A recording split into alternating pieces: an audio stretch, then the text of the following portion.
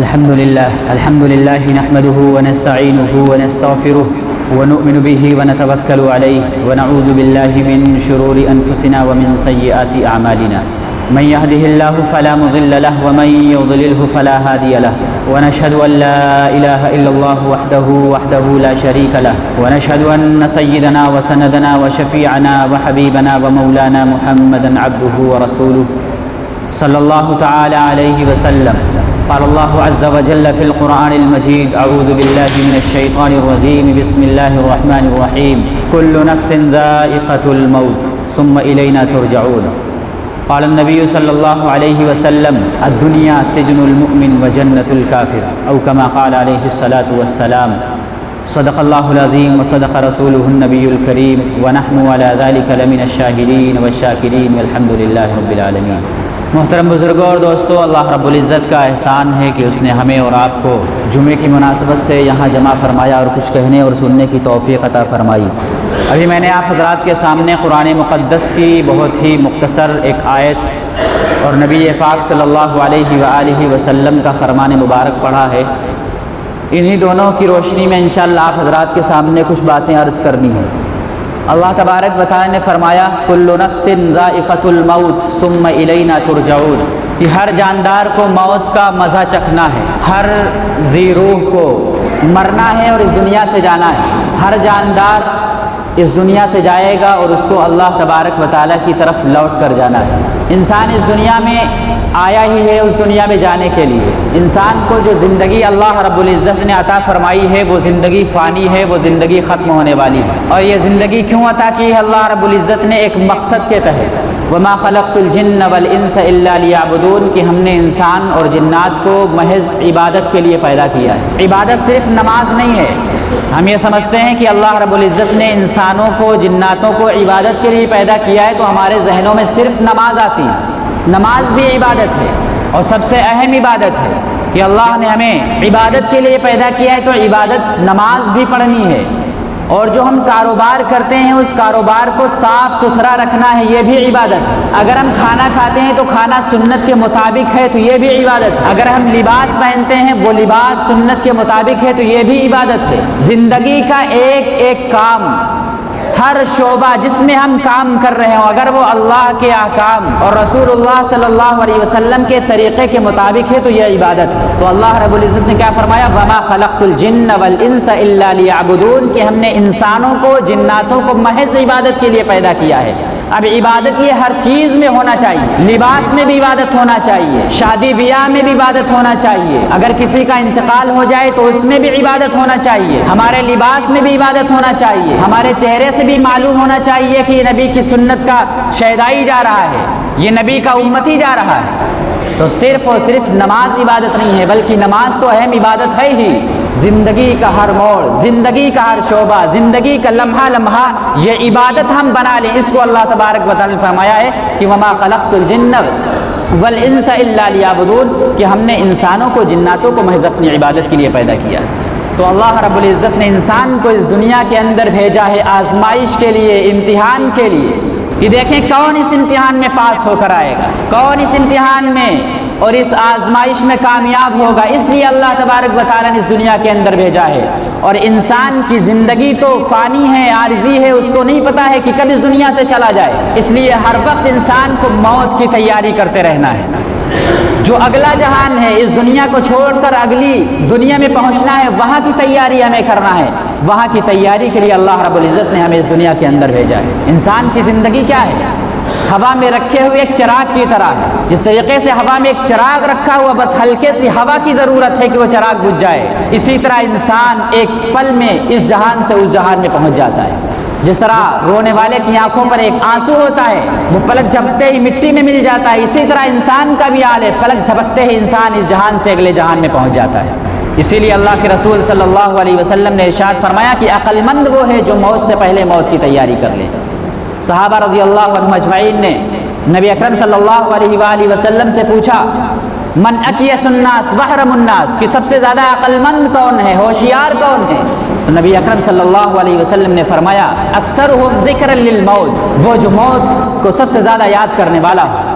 واکثرهم استعدادا للموت، اور وہ جو موت کی سب سے زیادہ تیاری کرنے والا ہو، اولئک الاکیاس، یہ لوگ عقل مند اور یہ لوگ ہوشیار اور سمجھدار ہیں۔ ذہبوا بشرف الدنیا وکرامۃ الآخرہ، یہی وہ لوگ ہیں جنہوں نے دنیا کی بھی شرافت حاصل کر لی اور آخرت کی بھی بزرگی لے گئے، جس نے موت کی تیاری موت سے پہلے کر لی۔ تو یہ عقل مند اور سمجھدار لوگ۔ ایک دوسری حدیث میں نبی پاک صلی اللہ علیہ وسلم نے فرمایا کہ اکثروا ذکر حازم اللذات، کہ لذتوں کو ختم کرنے والی چیزوں کو یاد کیا کرو۔ صحابہ رضی اللہ عنہم اجمعین نے پوچھا صلی اللہ علیہ وسلم سے کہ وما حازم اللذات، لذتوں کو ختم کرنے والی چیز کیا ہے؟ تو آپ صلی اللہ علیہ وسلم نے فرمایا کہ الموت، موت ہے لذتوں کو ختم کرنے والی چیز، خواہشات کو کم کرنے والی چیز، نفسانی خواہشات جو انسان کے اندر ابھرتی ہیں، انسان گناہوں کی طرف مائل ہوتا ہے، انسان سے گناہ سرزد ہو جاتے ہیں۔ اگر انسان کو موت کو پیش نظر رکھے اور وہ یہ مستحضر کر لے اپنے دل و دماغ کے اندر کہ ہمیں اس دنیا سے ایک دن جانا ہے، زندگی کا کوئی بھروسہ نہیں ہے، تو اس موت کو یاد کرنے سے انسان کی لذتیں کم ہوں گی، انسان کی خواہشات کم ہو جائیں گی۔ حضرت عائشہ صدیقہ رضی اللہ تعالی عنہا جو ام المومنین ہیں، انہوں نے نبی کرم صلی اللہ علیہ وسلم سے پوچھا کہ کیا کسی کا حشر شہیدوں کے ساتھ بھی ہوگا؟ کیونکہ شہیدوں کا مرتبہ تو بہت بلند ہوتا ہے، بہت بڑا اور بہت اونچا مرتبہ ہوتا ہے، تو کیا کسی کا حشر شہیدوں کے ساتھ بھی ہوگا؟ تو اللہ کے نبی صلی اللہ علیہ وسلم نے فرمایا کہ ہاں، اس کا مرتبہ شہیدوں کے ساتھ ہوگا اور اس کا حشر شہیدوں کے ساتھ ہوگا جو اپنی موت کو دن میں 20 مرتبہ یاد کرتا، جو دن میں 20 مرتبہ مرنے کے بعد کی تیاری کرنے کی کوشش کرتا ہو اور اس کے سامنے یہ موت اس کے پیش نظر رہتی ہو کہ اس دنیا سے ہمیں جانا ہے، تو 20 مرتبہ جو شخص موت کے بارے میں سوچتا ہو تو اللہ کے نبی صلی اللہ علیہ وسلم نے فرمایا کہ اس کا حشر شہیدوں کے ساتھ ہو۔ تو موت کا تو کوئی بھروسہ نہیں ہے کہ کس وقت آ جائے، اسی لیے حضرت ابو بکر صدیق رضی اللہ تعالیٰ عنہ فرماتے ہیں کل امرئ مصبہ فی اہلہ والموت ادنی من شراک نعلہ، کہ انسان اپنے گھر والوں کے ساتھ، اپنے اہل خانہ کے ساتھ صبح کرتا ہے اور حال کیا ہوتا ہے؟ حال یہ ہوتا ہے کہ اس کی موت اس کے جوتے کے تسمے سے بھی زیادہ قریب ہوتی ہے۔ جوتے کا تسمہ انسان کے قدم سے لگا ہوا ہوتا ہے، اس سے بھی زیادہ قریب انسان کی موت رہتی ہے، لیکن انسان اس کو محسوس نہیں کرتا۔ یہ عالم ہوتا ہے موت کا کہ انسان کے بالکل قریب ہوتی ہے لیکن انسان کو پتہ نہیں چلتا۔ اسی طرح حضرت عمر فاروق رضی اللہ تعالیٰ عنہ فرماتے ہیں کہ یہ عمر اپنے کو مخاطب کرتے ہوئے ارشاد فرماتے ہیں کہ بہت لمبی چوڑی نصیحتوں کی ضرورت نہیں ہے، بہت لمبی چوڑی تقریر کی ضرورت نہیں ہے۔ اس کا مفہوم یہ ہے کہ بہت لمبی چوڑی بڑی بڑی کتابیں پڑھنے کی ضرورت نہیں ہے، صرف موت ہی کافی ہے انسان کے لیے کہ اگر موت کو دیکھ لے، موت کے بارے میں سوچ لے تو نصیحت حاصل کرنے کے لیے اور عبرت حاصل کرنے کے لیے صرف موت ہی کافی ہے۔ انسان سوچے تو صحیح کہ نہ جانے ہمارے کتنے ملنے جلنے والے، نہ جانے ہمارے کتنے رشتہ دار اس دنیا سے چلے گئے، ہم نے ان کا جنازہ دیکھا ہے، کندھوں پر اٹھایا ہے، ان کی نمازیں پڑھی ہیں، جن کا بہت نام روشن تھا اس دنیا کے اندر، لوگ اس کو سلام کیا کرتے تھے، لوگ اس کا ادب اور احترام کیا کرتے تھے، لوگ اس کا نام لیا کرتے تھے، لیکن اس کا نام لینے والا کوئی نہیں ہے، اس کی مٹی اڑ رہی ہے قبر کے اوپر، قبر کے نشان مٹ گئے، لوگ جانتے بھی نہیں ہیں کہ کون تھا یہ کس کی قبر ہے۔ تو فرماتے ہیں کہ انسان موت ہی تیرے لیے کافی ہے، موت کو اگر سوچ لے، موت کے بارے میں اگر غور کر لے تو موت یہ انسان کے لیے عبرت کے لیے اور نصیحت حاصل کرنے کے لیے کافی ہے۔ اسی طرح حضرت سیدنا عثمان غنی رضی اللہ تعالیٰ عنہ فرماتے ہیں کہ ان من العبرت یکفیک الاسلام نعمت، یہ انسان تیرے لیے تمام نعمتوں میں سے اسلام کی نعمت کافی ہے۔ وَإِنَّ مِنْ أَشْغَالِ الدُّنْيَا يَكْفِيكَ الطَّاعَةُ مَشْغِلًا، کہ انسان تیرے لیے دنیا کے تمام کاموں کا، تمام مشاغل میں سے اطاعت اور فرما برداری کا مشغلہ کافی ہے، یہی کافی ہے کہ اللہ کی اطاعت کرتا رہے، رسول اللہ صلی اللہ علیہ وسلم کی اطاعت کرتا رہے۔ وَإِنَّ مِنَ الْعِبْرَةِ يَكْفِيكَ الْمَوْتُ عِبْرَةً، اور انسان تیرے لیے موت ہی کی عبرت کافی ہے، موت کے بارے میں سوچ، یہی تیرے لیے نصیحت حاصل کرنے کے لیے کافی ہے۔ اور حضرت علی رضی اللہ تعالیٰ عنہ فرماتے ہیں دنیا کے بارے میں کہ انسانوں سنو، دنیا دن بدن منہ پھیرتی جا رہی ہے اور آخرت روز بروز قریب آتی جا رہی ہے، اور ان میں سے کچھ تو دنیا کی اولاد ہیں، دنیا کے بیٹے ہیں، اور کچھ آخرت کے بیٹے ہیں۔ تو اے سنو کہ تم دنیا کے بیٹے مت بننا، تم دنیا کی اولاد نہ بننا، تم آخرت کی اولاد اور آخرت کے بیٹے بننا۔ کیوں؟ اس لیے کہ آج عمل کر لوگے کوئی حساب نہیں ہوگا، لیکن کل حساب ہوگا مگر عمل کرنے کی مہلت نہیں دی جائے گی۔ اس لیے انسان جب اس دنیا کے اندر آیا ہے تو ایسے اعمال کرے جس سے اللہ تبارک و تعالیٰ خوش ہو، کیونکہ آج تو کوئی حساب لینے والا نہیں ہے، لیکن جب کل مرنے کے بعد وہاں پہنچو گے تو وہاں عمل کی مہلت نہیں ملے گی، وہاں تو صرف حساب دینا ہوگا جو تم نے دنیا میں کیا تھا۔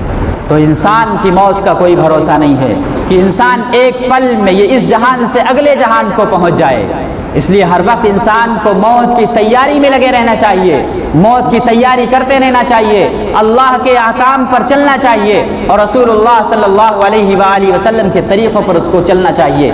یہی انسان کی اس دنیا کے اندر تیاری ہے کہ اللہ کو خوش کر لے، رسول اللہ صلی اللہ علیہ وسلم کو راضی کر لے، یہی کامیابی ہے۔ تو موت کا کوئی بھروسہ نہیں ہے۔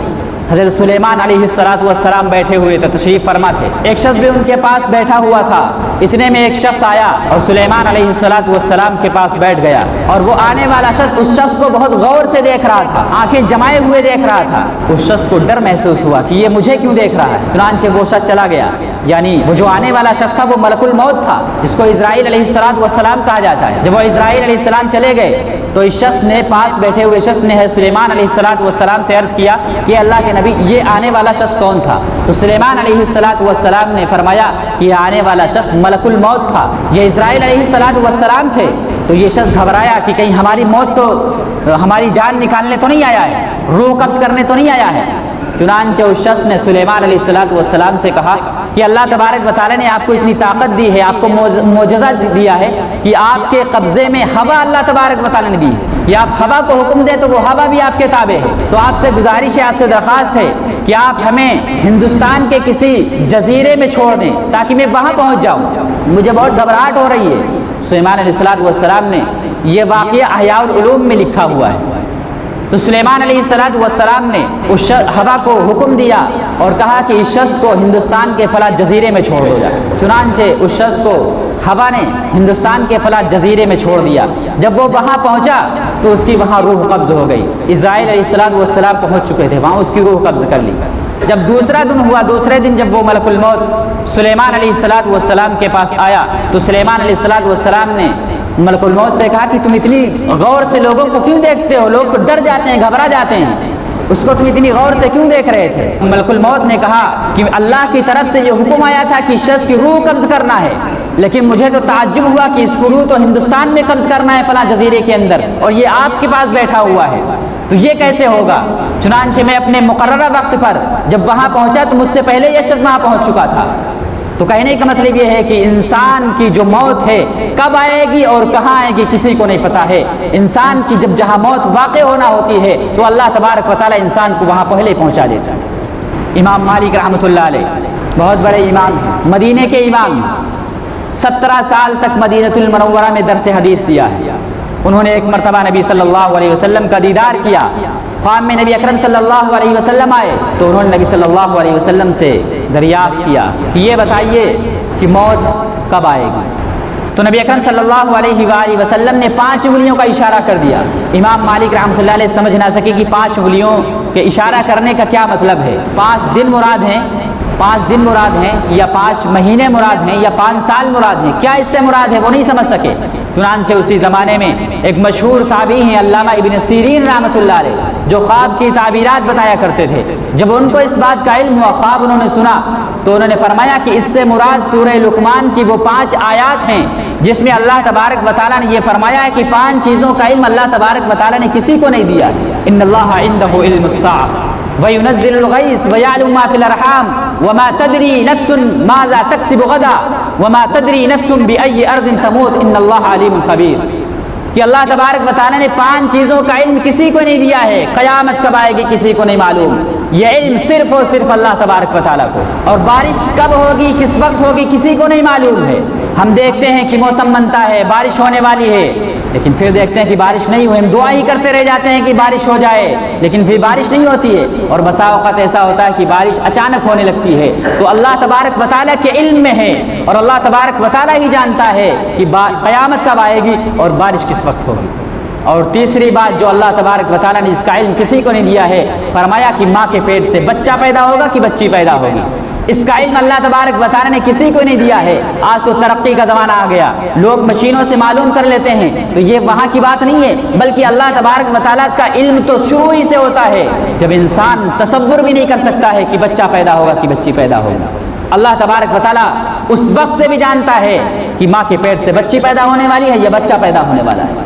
اور چوتھے فرمایا کہ انسان اگلے دن اور اگلے لمحے میں کیا کرنے والا ہے کسی کو نہیں پتا ہے۔ اور پانچویں فرمایا کہ انسان کی موت کب واقع ہوگی یہ علم بھی اللہ تبارک و تعالیٰ نے کسی کو نہیں دیا ہے۔ تو انسان کو اللہ تبارک و تعالیٰ نے اس دنیا کے اندر بھیجا ہے تیاری کے لیے۔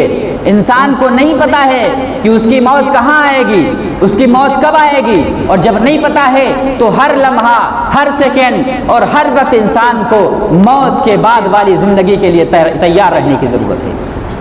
آگاہ اپنی موت سے کوئی بشر نہیں، سامع ہے 100 برس کا پل کی خبر نہیں۔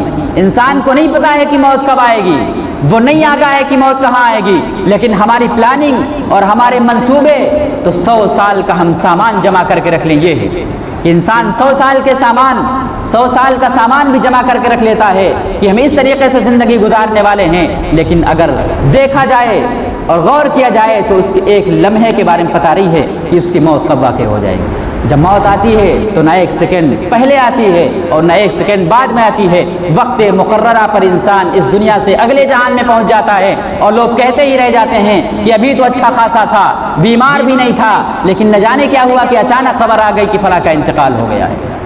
تو انسان کو چاہیے کہ انسان مرنے کے بعد والی زندگی جو اللہ تبارک و تعالیٰ نے رکھی ہے اس کے لیے جلد از جلد تیاری کر لے۔ اسی میں انسان کی کامیابی ہے۔ جب موت آ جائے گی تو پوچھے گی نہیں۔ اللہ کے نبی صلی اللہ علیہ وسلم سے صحابہ کرام نے پوچھا کہ اللہ کے رسول صلی اللہ علیہ وسلم یہ موت کے بارے میں ہمیں پہلے سے کیوں نہیں بتایا جاتا کہ موت آنے والی ہے؟ تو اللہ کے نبی صلی اللہ علیہ وسلم نے بتایا کہ کئی مرتبہ بتایا جاتا ہے لیکن انسان غور نہیں کرتا ہے۔ انسان کے بال سفید ہو جائیں تو یہ علامت ہے کہ تیری زندگی کی کھیتی پک چکی ہے۔ جب انسان کے دانت ٹوٹ جائیں تو یہ علامت ہے کہ انسان تو اس دنیا سے جانے والا ہے۔ اور کئی علامتیں اللہ کے نبی صلی اللہ علیہ وسلم نے فرمائی ہیں کہ یہ علامتیں اور یہ چیزیں پہلے سے انسان کو متنبع کرتی ہیں، انسان کو بتاتی ہیں کہ انسان اب تیری کھیتی پکنے والی ہے، اور جب کھیتی پک جاتی ہے تو اس کھیتی کو کاٹ دیا جاتا ہے۔ انسان تیری زندگی بھی ایک دن ختم ہونے والی ہے۔ جب سورج صبح طلوع ہوتا ہے اور شام کو غروب ہوتا ہے تو جب غروب ہوتا ہے تو ہمیں یہ پیغام دے جاتا ہے کہ انسان جس طرح میں غروب ہو گیا ہوں تیری زندگی بھی ایک دن غروب ہو جائے گی، تیری زندگی بھی ایک دن ختم ہو جائے گی۔ ایک درخت جب بویا جاتا ہے تو چھوٹا سا پودا ہوتا ہے، چھوٹا سا درخت ہوتا ہے، پھر بڑا ہو جاتا ہے، کاٹ دیا جاتا ہے، جلا دیا جاتا ہے، فرنیچر بنا دیا جاتا ہے۔ تو ہمیں یہ پیغام دے رہا ہوتا ہے کہ انسان جس طرح میری زندگی ختم ہو گئی، انسان تیری زندگی بھی ایک دن اسی طرح ختم ہو جائے گی۔ ہر چیز ہمیں پیغام فنا دے رہی ہوتی ہے، ہر چیز ہمیں بتا رہی ہوتی ہے کہ انسان تو دنیا میں آیا ہے تو جانے کے لیے آیا ہے، ہمیشہ رہنے کے لیے آیا ہے۔ اللہ کے نبی صلی اللہ علیہ وسلم سے بھی اللہ تبارک و تعالیٰ نے فرمایا وما جعلنا لبشر من قبلک الخلد، کہ نبی صلی اللہ علیہ وسلم ہم نے ہر انسان کے لیے یہاں ہمیشہ رہنا نہیں لکھا ہے، سب کو موت واقع ہوگی، سب کو اس دنیا سے جانا ہے۔ اس لیے عقل مند انسان وہ ہے، سمجھدار انسان وہ ہے جو مرنے کے بعد والی زندگی کی تیاری کر لے۔ اللہ تبارک و تعالیٰ سے دعا ہے کہ اللہ تبارک و تعالیٰ ہمیں ان باتوں پر عمل کرنے کی توفیق عطا فرمائے۔ وآخر دعوانا الحمد للہ رب العالمین۔